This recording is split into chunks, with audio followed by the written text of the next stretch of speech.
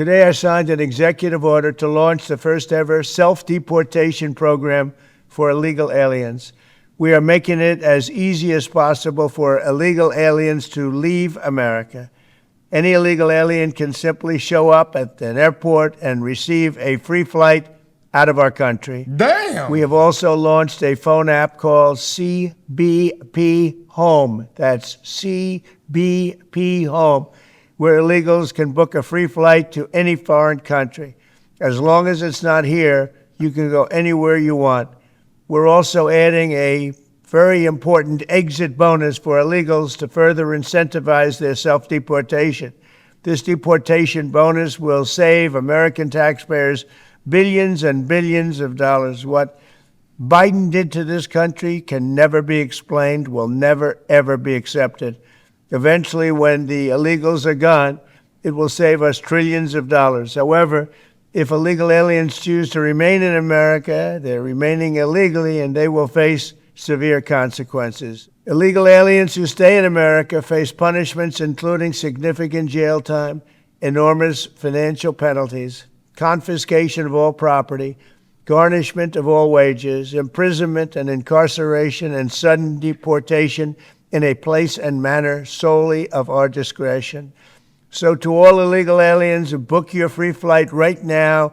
We want you out of America, but if you're really good, we're going to try and help you get back in. After a long night of talks mediated by the United States, I am pleased to announce that India and Pakistan have agreed to a full and immediate ceasefire. Congratulations to both countries on using common sense and great intelligence. Thank you for your attention to this matter. I already saw that Pakistan violated. I would like to know why they're fighting though. Did India? I heard India have a lot of. They both do. They're number 6 and 7 on the nuke list. They both have a lot of nukes. We are following some more breaking news. India's foreign secretary now saying that Pakistan has violated the ceasefire agreement agreed upon earlier today, just hours ago, and that they intend now to respond. It comes as we got multiple reports of explosions in India-controlled Kashmir just hours after, again, the two countries were said to have reached the ceasefire deal.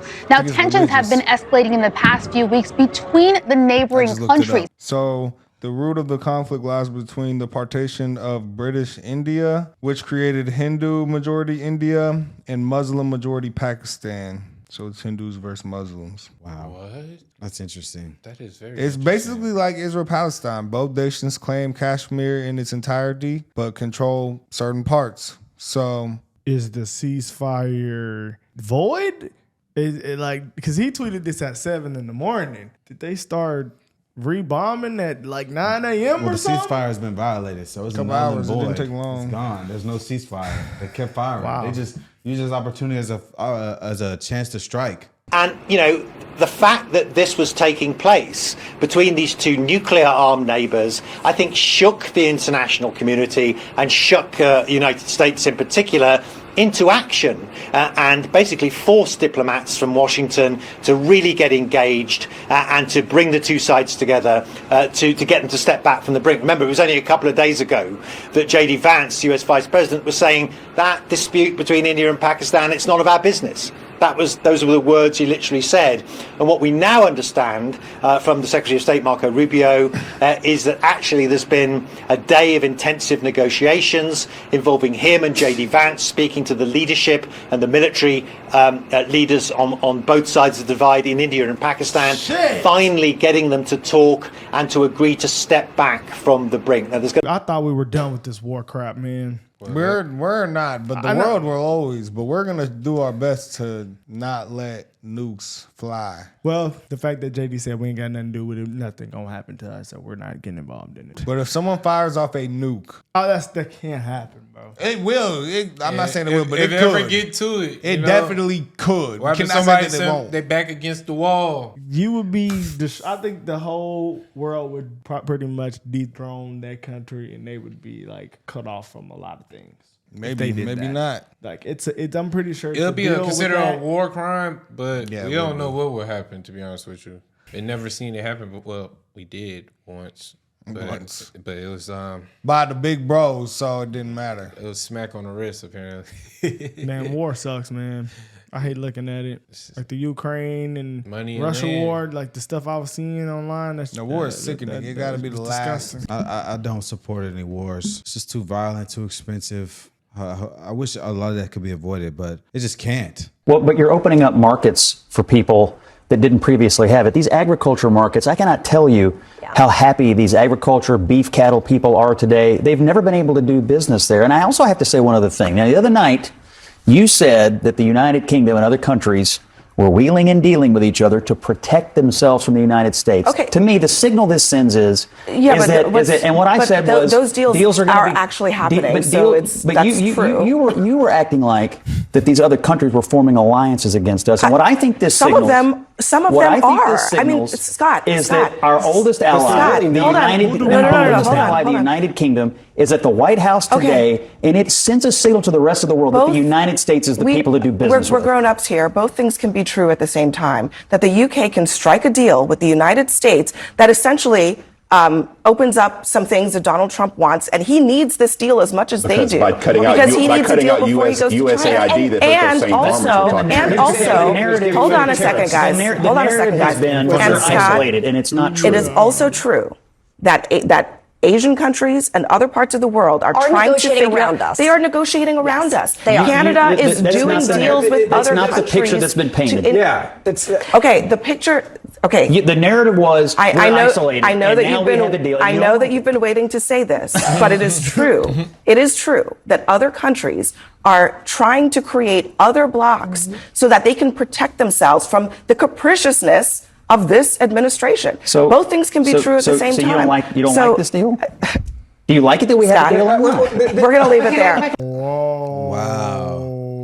Now that's crazy. It's interesting that she's just like arguing against like this administration at every chance she gets. Like she never lets Scott or Michael or anybody make a point. She literally never does. Like she interrupts them. She counters their points. She defends all the liberal arguments and let them speak freely. And she always finds a way to fight. We're not biased. Like I just don't understand what her motive is by the Abby this. Phillips show. Taking a look at Bitcoin, back over 100,000.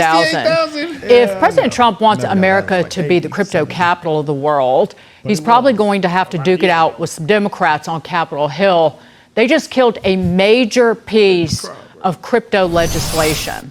This would have created a template, a framework for stable coins in the United States backed by the U.S. dollar. Treasury Secretary Scott Bessent fired up about it. He blasted this move the Democrats pulled, calling it a missed opportunity. Quote, "The world is watching while American lawmakers twiddle their thumbs." This was the Genius Act. Yes. It was co-sponsored by Senator Bill Hagerty. And this is the step toward actually creating a framework for stable coins and creating the ability to use digital coins as actual currency. Yep. And they sandbagged it in part to go after President Trump. Well, so yes, exactly. So this came out of the Senate Banking Committee with support of 5 Democrats. Right. This should have been a done deal. There's no problem, right? So what you had was a bipartisan piece of legislation that was going to make the crypto space very happy, that was going to push the space toward being a means of exchange, not just a store of value, all the good things. Even Democrats could see that. But what they're calculating, I think, now is they realize this would be a huge bipartisan win for the president. It would make him even more popular in the crypto space that he's already dominating. And so I think what happened is Senate Democrats decided we don't want to give the president a win. Even though it's good for America, even though we agree with the legislation, we don't want to give him this win because it looks like he can lead on a bipartisan basis. And that's the one thing, if you're a Democrat, you can never admit that this president on a bipartisan basis might be able to get something done. Wow. This is not a digital dollar issued by, say, the Federal Reserve, where the government would potentially be able to track all of your movements, the movement of your money, Caroline. But all of the complaints from the Democrats are the usual laughable accusations toward big tech, toward President Trump. You name it, they find something to whinge about. Wow. He's been doing something insane with the taxes, too. We're going to pull that up. President Trump's last-minute pitch to tax the rich, suggesting Republicans raise taxes on the wealthiest Americans as part of that big, beautiful bill. His proposal increased the top marginal income tax rate from 37% to 39.6%, while extending his 2017 tax cuts for the lower tax brackets. He wrote, the problem with even a tiny tax increase for the rich is, which others would graciously accept in order to help the lower and middle income workers, is that the radical left Democrat lunatics will go around screaming, read my lips, the fabled quote by George Bush the elder that is said to have cost him the election. No, Ross Perot cost him the election. In any event, Republicans should probably not do it, but I'm okay if they do. So what would it look like? And who would it impact? The Hill spelled it out. While the top tax bracket for 2024 applied to incomes higher than $609,000 for single filers and $731,000 for joint filers, the White House is pitching a new higher rate that would apply to those with incomes greater than $2.5 million for single filers and $5 million for joint filers, according to one source with knowledge of the pitch. So why do it? A source familiar with the president's thinking telling The Hill, this will help pay for the massive middle and working class tax cuts and protect Medicaid. Wow, bro. So hey, that's crazy. Medicaid and tax the rich. They want to protect Medicaid and tax the rich. That's crazy. He's getting rid of Medicaid. This sounds a little bit backwards to me. Charlie Gasparino putting out on X, GOP sources I spoke to say the Trump millionaires tax does have the real potential to start a GOP civil war.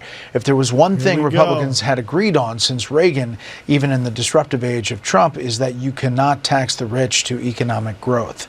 But there is this sense, Leslie, that somehow it might be appealing to some of the folks that voted for Donald Trump. Oh, it's really appealing to people on my side of the aisle as well, Brett. As a matter of fact, when I first heard it, I had to check if it was Bernie Sanders talking or somebody else in my party or somebody that has worked in the Clinton administration and or patriotic millionaires. The list goes on. Look, taxing the rich is something that I and many people like on the left. Obviously, some people in the middle on the right like it as well, because what does it do? What the president is talking about, no offense to President Trump, they're talking points from the Democrats over years, which say tax the rich to offset and to help the working and the middle class. That's what he's talking about, to protect Medicaid. I started to like what I was hearing. So I was scared. Either he was becoming a Democrat or I was becoming a Republican in that moment. Funny. The problem is I don't trust all of it, and I don't trust the messaging, and I agree with that Civil War comment with the GOP, because that is not what Republicans typically want. And certainly it is an area where Democrats and Republicans, some would agree, and it would be beneficial to the American people, but I just don't think that's going to pan out the way we're hearing it. On the possibility of an increase in taxes on wealthier Americans, what do you say to conservative Republicans who argue that this is an increase on small business owners? Well, what we're doing is we're actually, if we ever did that, it would only be, and from what I hear, people would love to do it, rich people. I would love to do it, frankly, but what we'll do is that, they'll go around saying, oh, this is so terrible. What you do it is you're giving up something up top in order to make people in the middle income and the lower income brackets save more. So it's really a redistribution. And I'm willing to do it if they want. I would love to be able to give people in a lower bracket a big break by giving up some of what I have. But I'll tell you, a lot of people say don't do it because of the fact that you have the Bush statement about read my lips. But he lost because of Ross Perot. He didn't lose because of that statement. And then on the salt. But I don't think they're going to be doing it. But I actually think it's good politics to do it where richer people give up. And it's a very small, it's like a point. But they give it up to benefit people in a lower income. Wow. That is insane. So the guy that wants to help his billionaire friends is willing to give up his wealth to help people in lower tax bracket? Insane. What a Medicaid. Win. But what a win. To have more Americans work, though, because they keep more money in their pocket all together. So what a win. It's a perfect win-win. Like, why? How could they be against that? They just don't want him to win. Why? That's crazy. I don't understand it. Like him. That's the only policy. There's no bipartisanship in our government right now. That's the only policy that was a Democrat policy that I thought I was like maybe that could possibly work. If you don't overtax like people like big companies, it would work. but just, rich people a small amount. If that would help Medicaid, then shake it. I think that's a great policy. But I don't know if that's going to get passed, though, with them in there. But who knows? We'll see. We will see. I mean, Civil War is crazy. Because are they saying that's because there's more Republicans in there, and you don't think they don't think they would do it? Yeah, because a lot of Republicans are known for tax cuts, less taxes, no taxes. I don't know, man. I don't understand how people would be against that. But how much more of the tax was it again? It said 1 or 2 points off of people who they were make like 2.5 to 5 million. 37% to like 39.6%. So okay, something like that. So you're saying each one, like if you made that much, your taxes you wouldn't even feel that. You really might not. You'd feel it. It'd be a slight difference. You'd feel it. It's a slight difference. Depends on how rich you are. I guess, yeah. If you're making $2 million a year, then you might be like, ooh, what's 100K? What's 2% of? What's 2% of $1 million? Like 20,000.